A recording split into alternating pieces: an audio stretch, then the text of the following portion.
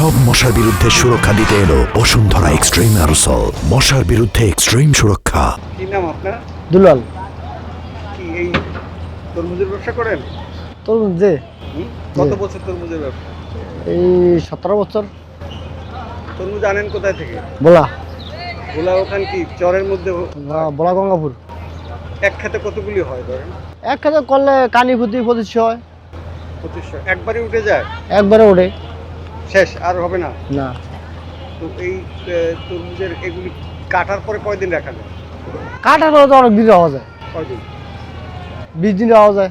20 দিন রাখা যায়? আর অল্প পাতলা কম রাখলে 2টা করে রাখলে 20 দিন রাখা যায়।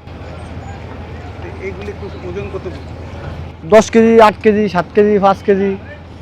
এগুলি কেমন আপনার পাইকারি কেমন দামে বিক্রি করেন? এখন চলে পাইকারি 32,000 24,000 24,000 মাথা মাথা মাথা মাথা মাথা কয়টায়? যেটা বড় এটা 24,000 টাকা চলে সব। কয়টা? 100টা 100টা 2400 24,000। 24,000। হ্যাঁ, তো এই আপনি কতগুলি আনছেন এবার? আমি আনছি 9,000। এখন তো বেচা শুরু হয়েছে মাত্র, উঠাচ্ছেন? যে যে বিক্রি করে দিচ্ছেন? বিক্রি করতে আছে।